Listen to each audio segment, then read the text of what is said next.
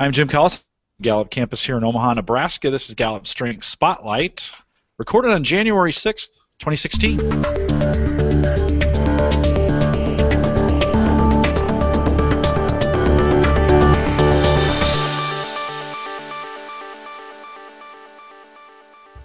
Strength Spotlights are live interviews that Gallup conducts with individuals, teams, or organizations who are using the Clifton Strengths Finder and its 34 themes to impact their community and organizations around the world.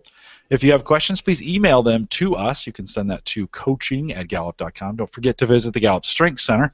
That's just gallupstrengthscenter.com for all your Strengths Finder resources and training needs. You can also catch the video on both streaming and downloadable audio of all the videos and audio we have available through the Gallup Webcast channel. You can find that all at coaching.gallup.com. All right, we have a special Strength Spotlight for you today.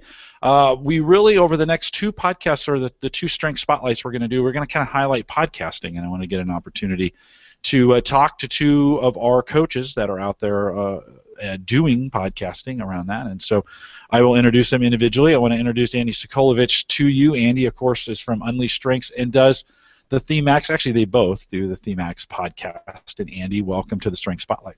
Hey, thanks for having me. It feels cool to be on this side of the chair for once. Tell me, with Unleashed Strengths, tell me a little bit about what you guys are. Just give me a quick, 1-minute version of why you guys are doing Unleashed Strengths, the podcast.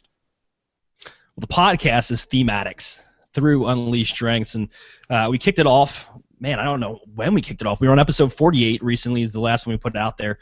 But I was going around and I was coaching people and I was speaking, and there was all these questions that individuals had about strengths, about how to use your talents.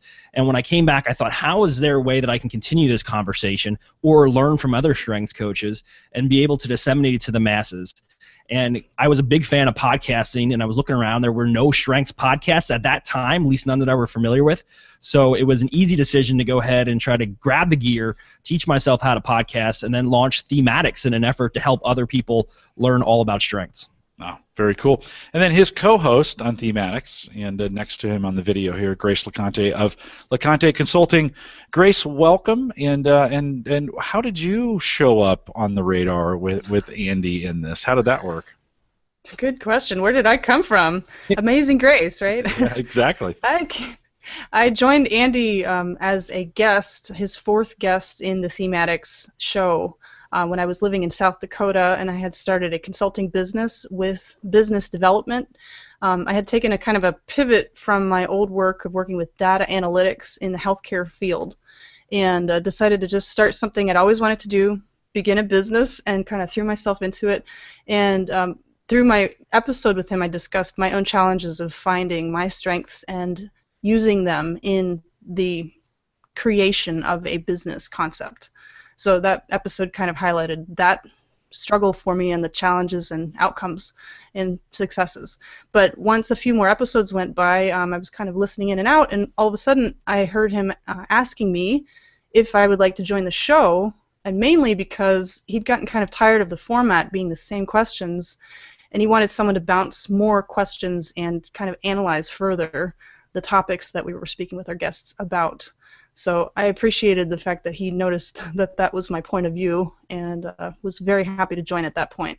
So the first episode I recorded was actually in a hotel room on the way to move to a new state, and it's just been a great and exciting adventure ever since.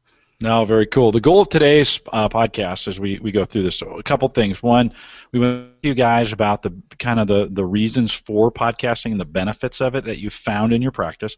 We want to talk about maybe a little bit about the gear as well as some best practices, some things that you've learned, some things that maybe have not gone so right with it at times, and that happens, right? Some challenges that you've learned along the ways, and then I want to brainstorm a little bit with you guys on some future things maybe you're looking at doing with the podcast in the future, or maybe some ideas around that. So, Andy, I remember a conversation you and I had actually here on the campus about getting a co-host. Did that have any influence on you going back and tracking Grace down in our conversation?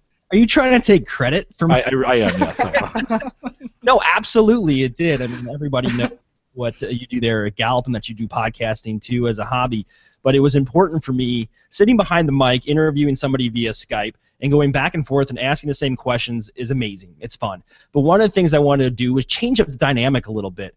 And the thing that we're always taught with strengths-based development is, as a team, we want to be well-rounded. We want to have, my personality is a little bit more kind of aggressive, in-your-face, communication, woo, where I lack a lot of those different skill sets that Grace had. And Grace and I actually grew up rather close to each other in Pennsylvania, not knowing until we started talking more about our young adulthood and where we lived. But I just knew talking to her that she would be the perfect person to bring in and ask those very kind of intimate, hard-hitting questions that I often just avoided. And so I asked her to come on the show, and I think it's been a beautiful friendship and relationship ever since.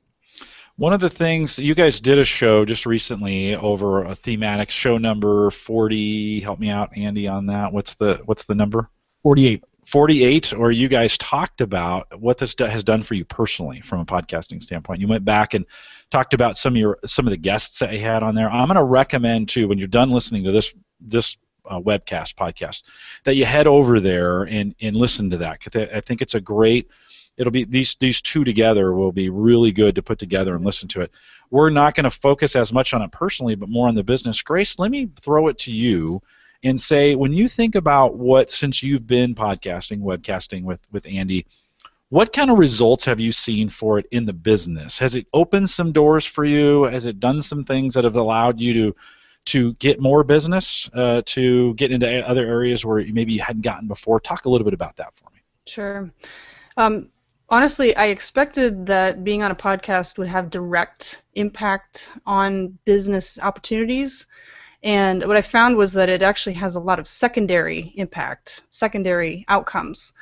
So for anyone, and I've had so many conversations with people about this, it's almost a place of elevated, exclusive expertise when you are in a consistent podcast, and actually that word consistency is the most important word that I could stress to anyone who would ever attempt to do this. If it weren't for Andy scheduling times consistently and being dedicated to pushing out episode after episode, we would not have accomplished what we have, and I give him so much credit for that. But as far as business outcomes, I think most of what has brought success to me in terms of the business opportunities has been as a secondary part of saying that I have a podcast. There's almost like a special honor that's given to someone that has this type. It's kind of like having a television show, which used to be inordinately expensive. Now it's with some basic equipment and just that consistency and having a target of who you're talking to and why. You can reach a lot more people than you ever could in the past, and it's not nearly as expensive as having the production costs of what we used to have to do to create a podcast or a radio show. And the other thing that's been very helpful to me is that, as you can hear through the various episodes, when I started as a guest or as a co-host until now, my business has also taken a lot of twists and turns, and I'm much more focused on the outcomes for my clients and who those clients are. So when I'm speaking to the audience, I tend to be a lot more specific about who I'm speaking to. I like to speak directly to the people that I would want to reach in my own consulting. And there are many other people that would benefit from that type of, direct conversation, but you have to have an image in your mind of who that person is, or you end up just talking to a wall, which is so boring, right, Andy? You don't want to be talking to a wall. You have to talk as if there's a conversation happening with the other side of the podcast. And the other thing that has helped a lot, I think, is having something to talk about outside of the podcast. So directing people to take an action to connect outside of just the listening mode has been a great benefit to my business. Do you feel like it has changed the way maybe a confidence in public speaking or when you're around groups? And I mean, has that changed for you? Because you're talking to hundreds, maybe thousands of people on the podcast. They're on the other end. You can't see them, right? But right. Have you seen a change in just the way you do public performance or you do public speaking? Yes, definitely.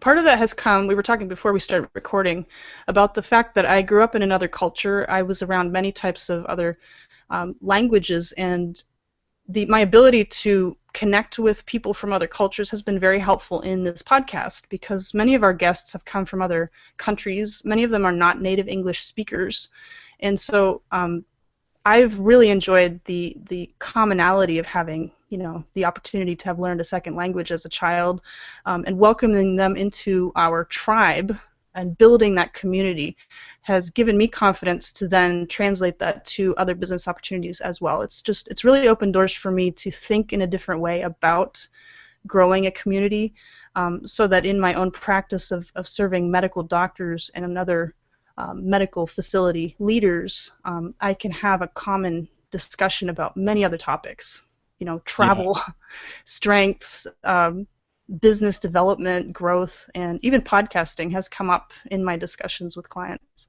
Yeah, and I've listened to you, and you do that part well, by the way. I want to say is with the international audience, you are really good and very you're very in tune to that. So I appreciate that from that standpoint. Andy, let me ask you from a because of my podcast standpoint. When you think about what has it done for you? I mean, you've been on a journey. You're doing something else. You went full time coaching. There's a story of you coming to Omaha in a crowd funded manner. What has the podcast done for you? Well, like Grace said, I mean, it's opened up a tremendous amount of doors. And what's so funny and so cool at the same time is when you meet somebody and they say, "Oh, I've been listening to a podcast about strengths," and you say, "Oh yeah, what's it called?" And they say Thematics, and you go, "Hi, I'm Andy," and they're like, "Oh my gosh, that's you!" But like what Grace is saying, there's an honor. There's like a borderline celebrity attached to a podcast personality, and it's insane how people know who you are. I mean, just like through Gallup, Jim Collison is a rock star at Gallup. Why? Well, he's a great guy. I mean, whatever. But he also is constantly out there as the personality. And from a business standpoint, man, people look at you as an industry expert, no doubt. And really, for what I use it for, is if you ever been in a conversation professionally where you're driving back and you're like, I wish I would have said this, because they would have really loved to hear that. Well, you can incorporate that in your podcast, send them an email with a link to the latest episode and say, when we were speaking, I really wanted to mention this, and we ran out of time, but on episode number whatever of my podcast, I touch base on this subject matter. And it's just amazing. And they're sitting behind their computer, and all they're listening to is an audio stream of your voice. But if you speak intelligently about a subject, you stay consistent in your broadcast, and you have fun with it, people will just look at you like you're the bee's knees. And that's what many people have reached out to me because of my podcast and said, come and speak at my event. And I go, great, how did you hear me? Well, I found your podcast because I searched for Strengths Finder on iTunes, and there you were. So, yeah, definitely a huge connection between increased business and because of my podcast.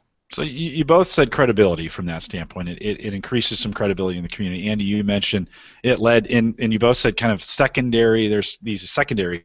It's not direct correlation to it. Andy, do you think you've moved into a full-time role in a day gig, so to speak, doing some stuff? How much did that have an effect on that job, or did it? Well, I think my strengths, my top 5, played a huge part in me getting that job. And I'm involved in economic development now. But because of my podcast, like you asked Grace, did it give you more confidence when it came to public speaking? Absolutely. You're not sitting, you're communicating with individuals. Just like those old sales types that would have to make all the cold calls. Their first 10, 12, 20 cold calls probably stank. But after they got used to it, they started to sound more chiseled, more refined, more confident in themselves. The same thing happens via podcasting. And when you can do that on a single subject matter like strengths, boy, when you turn around, somebody can stop you on the street and say, quick, talk about strengths. You can just do it like that, at the drop of a dime. So the ability to communication's in my top 5. To be able to hone that talent, hone that skill, it definitely helped me get this new employment that I have now, full-time, with benefits. Woohoo! Well, and get the opportunity to take StrengthsFinder out to a larger audience through a vocation, right? I mean, there's going to be some opportunity with that? Absolutely. Yeah, absolutely. Grace, how would you compare podcasting to writing a book? And I don't know if you've written one or not, or you've thought about writing one. Wrote an ebook, not long enough to be worth getting an ISBN for, but I will soon be coming out with a different one, yeah. But you've thought about that. How do you compare Yes. writing a book to podcasting from a benefit standpoint? Similar, the same, completely different? Just react to that a little bit. Wow. There are some similarities. For one thing, I really like the framing concept that Andy used just a few days ago when we were recording the last episode that we created. That you can burn out as a podcaster before you even really start the trajectory of success. Did you call it pod fading, Andy? Is that a term?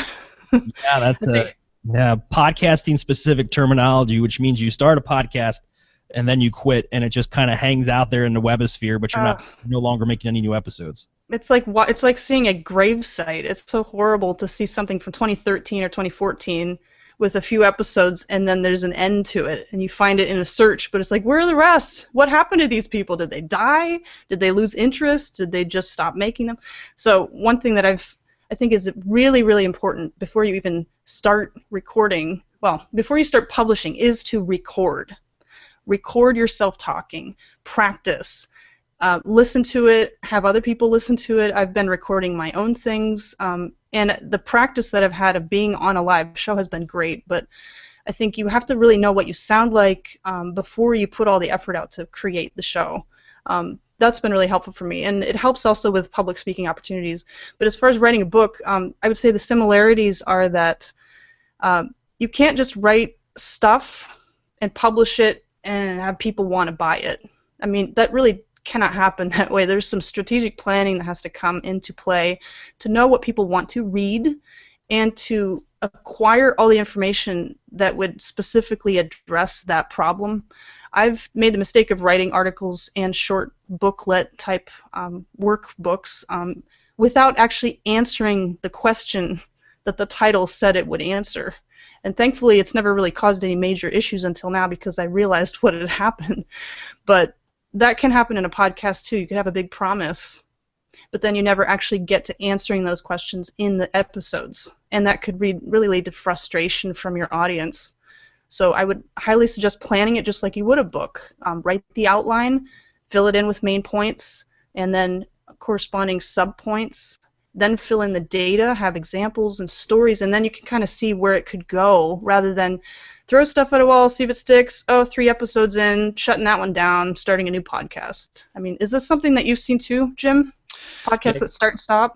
So yeah, absolutely, Grace. And it's funny because I come from, I do some podcast consulting and some of those kinds of things. We have, we say create 10 episodes on paper first before you do anything, and then you have some things to execute with. And you just said that in a way that was so unpodcasting, right? You said it in terms of a book, which was awesome, right? I never even thought of it that way, right? Having the chapters outlined and kind of done before you go to publish the book. And so, no, I think that's appropriate. Andy, from your standpoint, when we think, and we're kind of circling into before we get started, this concept of that, any advice if someone was thinking about it? Grace says, hey, it's important to plan it out. What else would you say as far as things to think about on the way in? You had to go through that process. What do you think? Yeah, don't overthink, though. I think sometimes that stops people is if they overthink the process, from the process of creation to publishing to marketing and branding yourself. I mean, don't overthink it. Really just create an outline and start podcasting. I mean, Jim, you helped me with my very first podcast and taught me how to kind of get the equipment I needed and how to get it all up on the website and everything and make it accessible to my listeners. I didn't overthink it. I just started recording, and I made tweaks along the way. And I think what's really cool about podcasting, unlike a book, is this is a maturing process. You can't go out and sell your book and then 3 weeks later go, oh, no, can I have that back? I want to make a quick change. It's out there, right? But in podcasting, you can change your format. You can bring in a co-host. And Grace and I are actually looking forward in 2016 to modifying Thematics a little bit. So you have a lot of ability to move laterally and really express yourself creatively. And I think podcasting is an art form. I listen to tons of podcasts, and there's ones out there that I really, really love. There's ones out there where I can listen to one episode, never come back to it. And it's all about know your listener, know your audience. And I would just say, like Grace said, develop that avatar, develop that person who you can just picture, male, female, brown hair, blonde hair, sitting in a car, listening to your podcast, and what do they want from you? We all listen to podcasts because we want to learn something. I mean, there's a few out there just entertainment purposes, but mostly our podcast is so that individuals can sit there and say, I want to know how to apply these top 5. And hopefully by listening to their show, they're able to walk away and do that. Mm-hmm. Andy, have you gotten any feedback when we think about the listener? Your listener, and in your case, you guys are focused on themes, our 34 theme set, and the guests are coming on talking about how they're using them. You're bringing out the best. Any particular one that stands out? I know you highlight that, but what stands out where you think, man, it's bringing this information out is really making a difference? Yeah, I mean, absolutely. Just talking about it, because what's cool is that Grace has insights around the 34 themes. I have my own take on the 34 themes, and why Gallup provides you definitions of what those 34 terms mean. We all kind of read a little bit deeper into those terms, and we come out with our own definition. And through the interview process, we've really changed the way. I had one listener contact me and say, man, I was looking at my significance completely wrong. And listening to your show and hearing that other person talk about significance, and I believe it was Elvira, I can't remember her name. It was one of the episodes. Yeah, Elvira. Where she talked South Africa. Yeah, South Africa. She talked about significance and really laid it out. And one person emailed me and said that completely changed the way I thought about a talent theme in my top 5. To me, dude, that's a home run. If somebody can change the way they look at themselves and then take ownership or claim that talent, that's what the show is all about. Grace, any standout moments like that for you as you've been podcasting? During the podcast themselves, or just in general? Just in general, whatever comes to mind. What's that moment like you're like, this is why I'm doing this, right? That moment. Yeah, I've had a lot of those when we speak to people who come from a culture other than the United States, since, like I said, I grew up outside of this country. So I have kind of an affinity to being in a country but not being part of it. And so I really have enjoyed people like Amr Allah in Cairo, Egypt, and several other people that maybe have been displaced and live in a different country than they grew up in.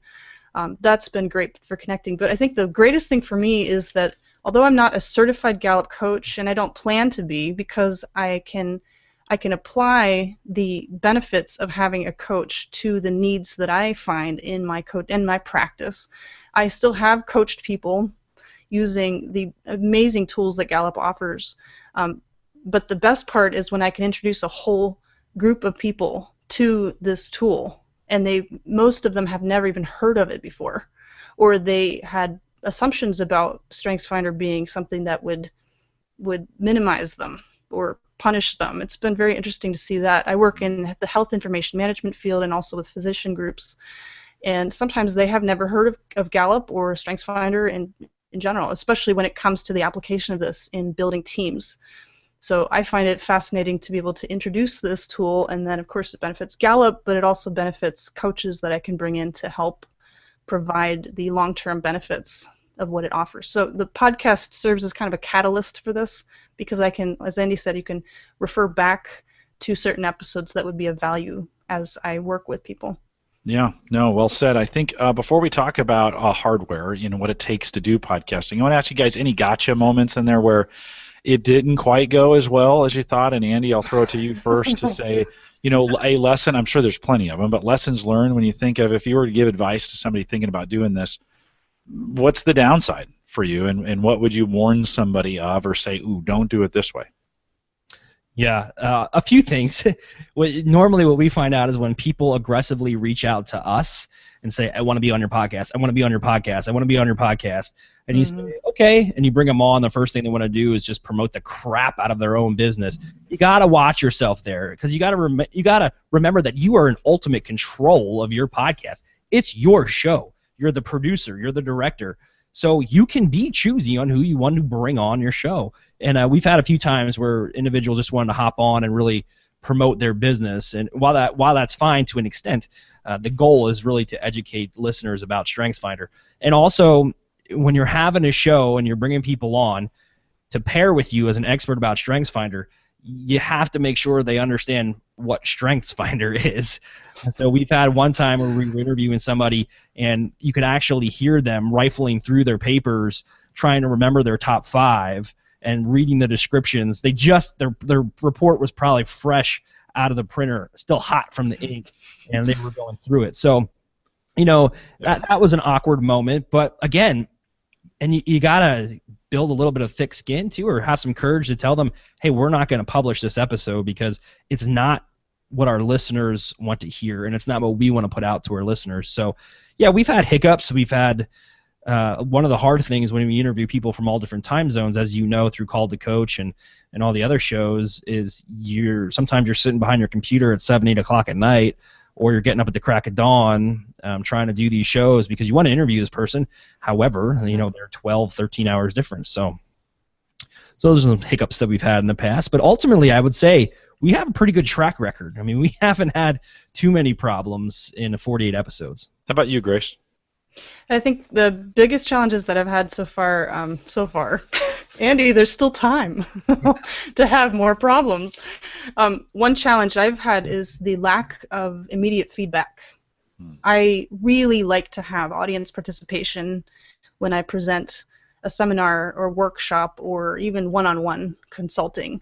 And that immediate feedback, or at least right after I conduct some sort of training, is so important. And I actually make it a very big point to get feedback, even if it wasn't offered to me, you know, willingly. We don't have much feedback on a real-time basis. We don't have any because we record it. But it's been tough to kind of judge what people want. And the only thing we have to go on is how people communicate that to us by email or in social media. And when it's done as other coaches, that's not necessarily our target. So coaches may want one thing, but our target is actually people who've taken the assessment and want to learn more for themselves as a manager, as an employee, as a family member, you know, as a parent, child. So that's been a challenge. I'd love to see a way to get more feedback from our actual listeners and to keep building our tribe in that way. And the other challenge that I've found, Andy's not going to like this, but it's communicating properly with your co-host. And I really recommend having a co-host in the first place. For one thing, it keeps you on track, keeps you accountable, but it's also way more fun for the listeners because it's not just one person droning on and on. You can make it fun as a single host, and I've heard great shows like that, but having a co-host is just a lot more opportunity to grow the show. And one challenge that I've had is being honest with Andy about what I think the show should offer, or how we may be doing things that could be improved. Having grown up with a dad who was a maximizer and having a lot of maximizers around me, I hear that all the time in my head. It could be better. It could be more. So you have to be honest with your co-host about that. And you also have to divvy up the responsibilities. One person should not be doing 90% of the work. So Andy and I have been working on that because I'd like to take some of that work off of his plate so that it doesn't feel like I'm just a talking head and nothing more. There's a lot that goes on behind the scenes. No, there is a lot more to it than you think, and that partnership is super important in all that you do going forward. And so, like anything in a partnership, really open communication, like you're talking about, is the most important in getting a lot of that work done. Andy, let me ask you this quick question: what's success to you when we think about this? Like, what's the ultimate end goal for you when you know, like, we are doing it? If you could say anything, I want my podcast to do this, what would it be? Grace, get ready. I'm going to ask you. What would that be? What's that moment of success for you? It's actually already happened. When somebody approaches me and says, because of your podcast, I view my talent differently, or I view myself differently. Listen, I mean, you start podcasts for a couple of reasons. It's usually like a cornucopia of outcomes. I mean, you started because you want to grow your business. You start a podcast because you want to earn money. 90% of podcasters out there start a podcast because they think one day it's going to monetize. The reality is, it probably won't. But if you're a coach, or you have an inkling to help people or get your voice heard, you start a podcast so that happens. It's like standing up on your gigantic soapbox with your loudspeaker to your lips, blasting your message out amongst the airwaves. And today, that's the World Wide Web. And when somebody approaches you and say, hey, I heard that message, I applied that action step, and it worked, dude, that's a home run. That's success right there. Now, one day somebody comes up to me and says, because of your podcast, I'm going to write you a check for $1 million. Probably not going to happen. If it does, we'll re-record this episode, and I'll change my answer. You'll change that completely. Grace, what about you? What's the mark of success, or where do you want to be? Where I'd love to be is featured in media that would basically pat us on the back and say this has made a difference and it's recognized by people other than Gallup. I love that Gallup is even featuring us. It's such an honor to be on this show. But to have people outside of our world of StrengthsFinder recognize that this is contributing to people's success and it's benefiting teams and individuals around the world would just be that much more, I guess it would help my significant strength to feel really good. Yeah. It's lower than my top 5, but I love to see a legacy live on. So that's one of the greatest things about a podcast is that it lives on. You do continue to build on it and have new shows, but the old ones can still benefit people for years to come. Yeah, and sometimes that's not such a good thing when you've done something like you put it out there and a year later you're like, oh, Yeah. So one of the things was even and this is kind of embarrassing. Even as a Gallup certified strength coach, the talent of consistency, I often would confuse, and I think this happens quite often. Is you think consistency means being consistent in your actions, and I've made that mistake early on. So now I go back and I listen to some of the early podcasts and I say, well, I don't have consistency, so I'm not consistent. Then I go, oh crap, that's not right. So you gotta sometimes you gotta just grin and bear it when you think about the mistakes you made in early episodes. But it's like anything, you get better with practice. It's a document. I mean, we're documenting growth is what we do in this oftentimes. And I go back 5 years ago and listen to some of my tech podcasts and ouch, wow, I didn't nail that, or for me, intros and exits are really important in what I do from a hosting standpoint, and so I go back and listen to those. But it also marks growth, and I think for people who like to do that, and by the way, let me just say this, a podcast does not mean have to be weekly. You guys are not weekly, right? Do you follow a schedule that you have, or how does that work? Grace, you're shaking your head. Is it whenever, or how do you guys decide when you're going to do it? We did have a very consistent weekly schedule, and we tried to pack our invites to match the schedule. We really only had a couple of time frames throughout any particular week that we could both record since we're in different time zones. But it became kind of grueling to find 4 different interviewees every single month that were from different parts of the sphere of StrengthsFinder and that weren't the same kind of story over and over. It got to be very tiring to find these guests. So we did try to record one where we just talked to each other and we didn't really have a plan. Do you remember that one, Andy? Yeah, it went south quick. It will never see the light of day. But one thing that's really difficult to do is to consistently churn things out if you're dependent on guests. I love hearing podcasts where it's a 30-minute quick and easy tip of the week kind of thing, and you can record a bunch of those at once and then plan them out. But when you have to rely on a guest to interview it has a whole other. There are a lot of other things that could go wrong. So for the new format that we're starting in 2016, we're actually only going to have a monthly, possibly one extra if we feel like it, but one a month with a theme of a certain job role or responsibility in that discussion. So we'll be talking about that once a month, and we're going to be consistent in that schedule for the next year and see how it goes. Yeah, I love that emphasis on the shift. We're doing that here at Gallup as well. I mean, after 2 years, we're making some shifts in what we do every week. I think that keeps it fresh.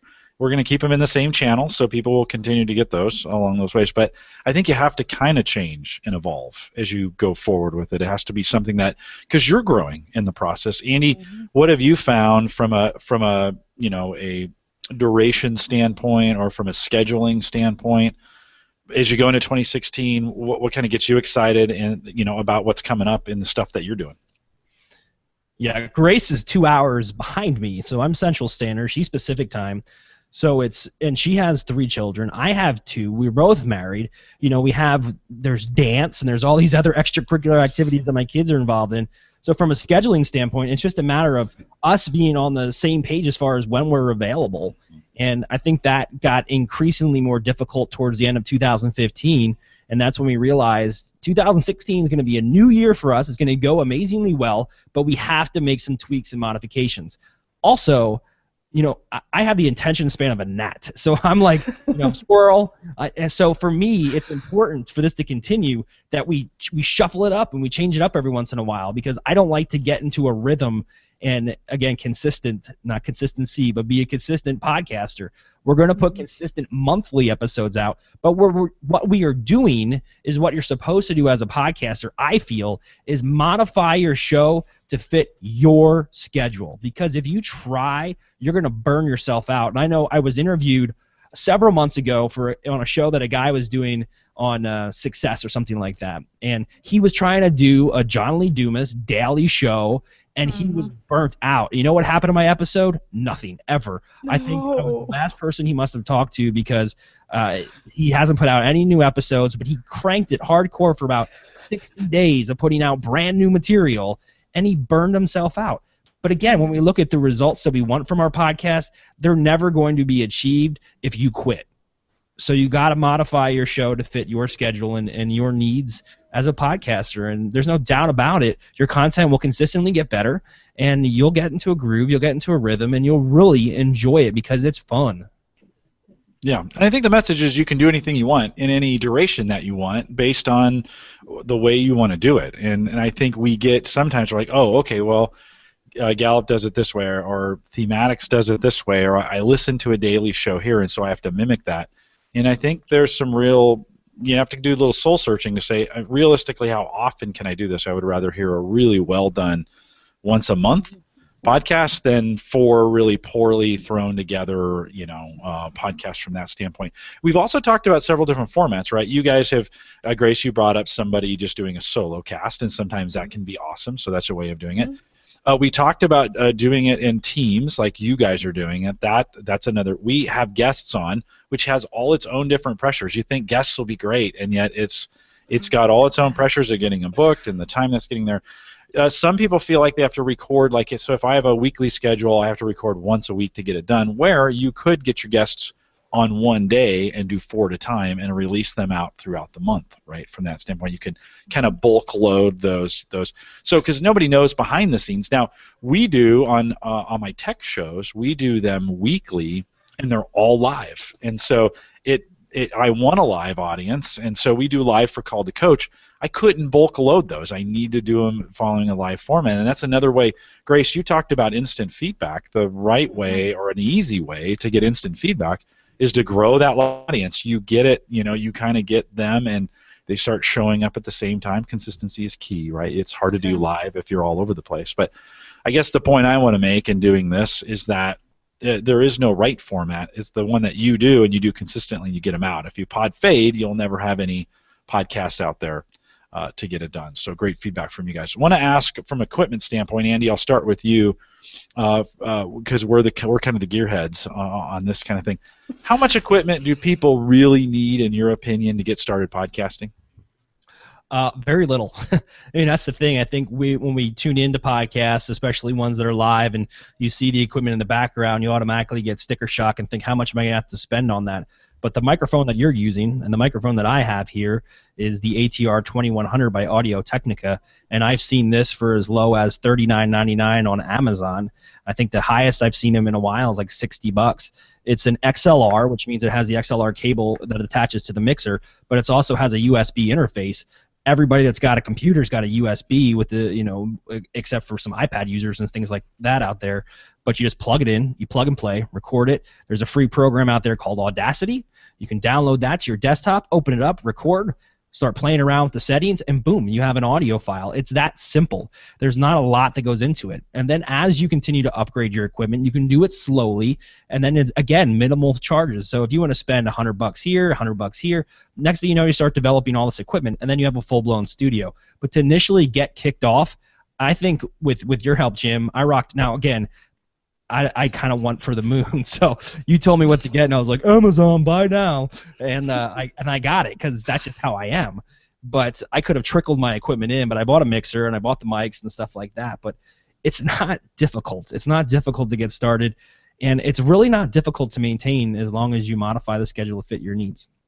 Grace, how easy? You're the maybe not the tech heads that Andy and I are, right? From that standpoint, not trying to insult you, right? But you're like most people, right? We are the exception from that standpoint. I'm the average woman. You are the average guy. I'm the average woman. Yeah. Yeah. How hard was it for you to adapt to the gear? I mean, at this point, how comfortable do you feel with it? And is it a barrier? Not so far, no, because Andy takes care of most of the equipment stuff. But he did send me a box when I first started recording, and I was like, oh, he sent me something, and $25 shipping. He sent me a, what is it called, a blue It's a Yeti blue microphone? Yeti. It's a blue Yeti. It's a great piece of equipment. It changed the quality of the sound so much more. But there are always little tricks that he's teaching me how to do that I don't have to do the back end part that Andy does, but he's teaching me a bit as we go, which has been really helpful. If you're interested, if our audience is interested in starting to do something like this and you have no idea where to start, there are so many great resources out there, and you can also just listen to some podcasts that teach you how to podcast. But the main thing is, first of all, make sure you have a good mic. Make sure that you know how to edit. It's not hard, but you just need to know what to look for, what to pull out, the pops and the clicks, and kind of train your ear to find good sound. And the third thing, I think, is to create a good flow through the podcast. I've heard some horrendous, long-winded podcasts that don't go anywhere, and they don't really have anything to do with anything. I love Seinfeld as a show, but even that has a script that's followed, you know? It has a flow through it, and they have a story arc. If there's no story arc, if there's nothing important for people to listen to, and you don't even know who your audience is, it can be the most boring thing ever, and it'll end up in the graveyard of forgotten podcasts, which is not where you want to go. Yeah, I think at the end of the day, you want them to come back and listen to it again. And at I the really audience, so. this is the hard part, right? Is that you never really know, even when you're getting feedback. Sometimes I get on my tech show, I get opposing sides. Recently, there's a new platform called Blab, and we're going to actually use that for the Theme Thursdays going forward in 2016 here. But I did just recently, maybe 2 weeks ago, did a show, and I got, oh, I love that, and then I got a message through Facebook from another listener, ooh, I didn't like that, and it was it moved. They liked it because it moved fast, and they didn't like it because it moved fast. And so you have to be careful. We talk about listening to feedback. At the end of the day, you own the content and you're doing the show. A lot of folks do podcasts. This is what I hear. A lot of folks do it because they really have a desire to communicate and they want to make an impact from that standpoint. And so you got to have that motivation drive. A lot of folks starting podcasts right now, and I tend to tell people, if you're just doing it to keep up with the Joneses, that's probably not a good reason to get in there. I think both of you come at it from, as we've heard, from a little bit of different motivation, but you still both have the desire to communicate with people and change people's lives, right? At the end of the day, that's what you're trying to see and trying to get done. Because it's got to drive you every single day. You have to think, okay, I got to get on the mic, and sometimes, Grace, have there been moments when you're like, I don't want to podcast today? Have you had those? Have you had those moments? Yeah. Right now. No, I'm just kidding. Oh, well, then, that's it for today. Wow, yeah. So much for that. No, there are some days, if you're not feeling well, if you have a cold, but especially if, like I mentioned, communication is vital. It's important that you communicate with your co-host outside of just the podcast. And that's something Andy and I have just started to do recently. We support each other in our professional pursuits, and sometimes we'll just have a phone call kind of off the record where it doesn't have to do with planning. It's more to do with how we are doing as people. And so, if you start as a friendship and you turn it into a podcast, then you already have that foundation. If you find someone that you just met and you want to do a podcast with them like we did, then you have to also work on the relationship of how you see things and kind of your value system. But yeah, there are definitely days that I'm like, oh, I've got back-to-back podcasts today, one in the morning and then another at night for someone in Singapore, and kind of have to get through it. But at the end of the day, it's such a joy to do it. It's so much fun to learn from others, and especially to do it with someone else that has fun. Not hard work at all. Yeah, Good. You gotta have fun with it. Well, you gotta have fun with it. That's the thing. I mean, if you take it too seriously, if it becomes a burden, it's gonna be the first thing to go. And we have fun. And Grace will send me a text that says, do we have a podcast today? And I'll send her a text back and goes, I don't know, do we? So that's the scheduling conflict back and forth, and a lot of that's my fault. But again, this is why podcasting works for us, because we balance each other out. When I ask Grace to make show notes, I get a tremendous amount of show notes. When I make them. I would write like, this guest is good, ... Enjoy the show. That would be like the extent of my show notes. But she rocks it out. So it's a balance. But from the concept of strengths-based development, it's perfect. I mean, there's nothing more applicable in the art of podcasting than having a diverse group of strengths between your co-host and myself as a host. Yeah, that's the perfect team dynamic, is figuring out who's good at what and then allowing them to do those components that work really well. You mentioned show notes. I don't want to spend any time on it because that's a whole show all in itself, and putting the website together and those kinds of things. Last question for you guys. Anything I didn't cover that if you wanted to take somebody that was like, oh, they're thinking about doing this, last piece of advice to them, Andy, you go first. If you think that you want to do it, I'll say this from a strengths perspective, looking at the 4 domains of strengths. A majority, Grace has tracked this because she's analytical and she's input and she likes all that information. I don't track a lot of things, but she tracked that a majority of our guests are very high when it comes to strategic thinking. I mean, and I don't know if that's any tell of being a good podcaster or not, but they want to come out and they want to speak. So if you know that you're not going to be comfortable behind the mic, strengths-based development has taught us that if you're don't have a natural ability to do this, just don't do it. But if you feel like you have a natural ability to do it, then try it. Give it a whirl. What's the worst that can happen? You pod fade, you no longer have a podcast. What's the additional outcome? Well, you love it, and it becomes one of the coolest hobbies and one of the best marketing and business tools that you've ever created. So if you like to do it, give it a try. And one of the things that I'll throw out there is if you want to send me an email, andy@unleashstrengths.com, I'd love to connect with you after business hours or something one night and just go through the process and talk on the microphone and see how you feel behind a mic talking to somebody else and communicating a message. And we can use that as a test trial run if you're decide you want to launch one. And that's actually really helpful, by the way, Andy, to have somebody to just talk to about it. I do the same thing, but it's a great, that first time of like, hey, let's get together for 30 or 45 minutes and just talk about it and then get comfortable with the format. Grace, what would be your advice or any last thoughts? Sure. Yeah. Quick advice is at least get a good mic and a video camera, and you can either record yourself for a YouTube video or record just audio, clean it up with Audacity, and you don't have to have an intro and an outro. You can just save that file and post that with a video background of a still image or create your own on Canva, and then put that on YouTube and see what happens. Get some feedback on just the audio alone. So Andy creates a separate YouTube video of each of our podcasts so that we have multiple different ways for people to find out about it through iTunes and Stitcher and also YouTube. But that's one great way, very easy and very simple to just get some audio out there. And the other thing, I was just thinking that there aren't that many shows on StrengthsFinder in general. So what's missing out there? That's a question you should ask yourself. What is it that the world of strengths could use?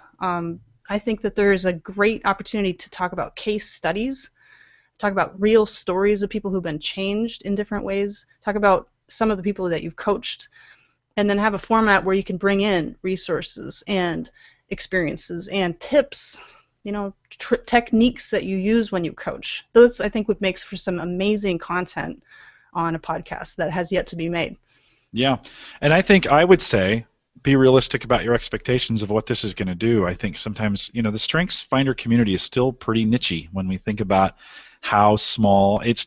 We have 13 million who've taken the assessment, but those active in it are in the thousands, actively engaged in it on a daily basis or even on a weekly basis. And even our Gallup podcasts are in the hundreds when we think about listens. I've never really publicly talked about our numbers, and I will. No problems there. We're in the hundreds. And so if you're thinking about starting a podcast and you think, oh, I could reach tens of thousands, probably around this idea, probably not. Or you could, but probably not. It's difficult to do. Have some realistic expectations. But even 200, let's say that number is 200. When you think about 200 people in a room, and a lot of people would love to have that kind of influence of 200 people in a room doing it. Podcasting allows you to do that without having to go and gather them all together, and it's super convenient for people. Lots of technical ins and outs on this. My recommendation for you right now is if you're thinking about doing this, Andy already said he would help you get started from that standpoint with the call. Just get started. And so as we kind of close this out, Andy, what's the best way? You already talked about your email address. Let's remind listeners again, if they want to listen to Thematics, what's the best way to find it? Yeah, best way to find the shows is go to unleashstrengths.com, click on the podcast, start consuming as many as you can. Excuse me. You have to edit my coughs out there. See, I edit nothing. that's oh, great! I would have coughed more manly if I knew that. Yeah.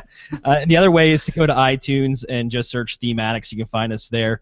All the links are available on the website. UnleashedStrengths.com is the best place to go ahead and consume the audio content. And also, if you like what we're doing, let us know. Leave us the comments on the website, or shoot me an email and just let me know. Hey, or tell me I'm not doing something right. That's even more important sometimes too, because the kudos are great and I like it and it makes me feel good and I walk around with my chest puffed out. But the comments that say you should be doing this, this, and this, that's what really allows us to grow. So yeah, good, good. Grace, how do we track all your stuff down? Yeah, you can find me at leconteconsulting.com. That's the main hub for all the work that I do with medical doctors, with teams, and with coaching different business owners on how to grow their businesses. And I also am on Twitter at LeConte Strategy. Absolutely love to reach out and get to know other people in the strengths world. And as I said, a lot of my coaching clients and consulting clients haven't heard of StrengthsFinder, so I'm constantly introducing the resources that are available out there. But I'd love to hear from you if you're interested in getting to know me better. Great. Grace, Andy, thank you for taking a few minutes. So a little bit over on time, but I think very valuable information and exactly what I was looking for today. So thanks for doing that. We'll say, and I'll remind everyone to take full advantage of all the resources we have available. If StrengthsFinder is new to you, head out to GallupStrengthsCenter.com. You can send us your questions, comments, contributions, those kinds of things. Send us an email if you have questions about becoming a coach. You can send us an email, coaching@gallup.com. You can also catch the recorded audio and video of this program. And by the way, I have tons of stuff available for you. If you ever want to see everything, kind of the Gallup Podcast Network is kind of maxed out on all the, don't try to be like that to get started, because that's a lot. And that, what grew into that. Let me just say, like, if you look at the Webcast network that Gallup is, I grew into that as well. We started that 2.5 years ago, and it started with one podcast every 3 weeks called Called to Coach. We started doing that, and then we took it to every 2 weeks, and then we added Theme Thursday, and then we added Polling Matters, and we tried The Great Manager, which we scuttled, by the way. We started a webcast. We did 13 of them, and we didn't like it, and we said, you know what? Let's not do any more of these. And so grow into these things if you're thinking about doing it. But all that's available on the coach's blog. Go to coaching.gallup.com. Remind you that we have both Android and iOS apps available for you with StrengthsFinder. Just head out to either one of the stores and search StrengthsFinder, just one word. And those apps are free for you. Gallup also has an entire schedule of training locations globally now. The 2016 training page is out. Again, if you head over to GallupStrengthsCenter.com. We want to thank everyone for joining us today and listening to this in the recorded version. We did not do it live. This is one we did not do live. But with that, we'll say goodbye, everybody.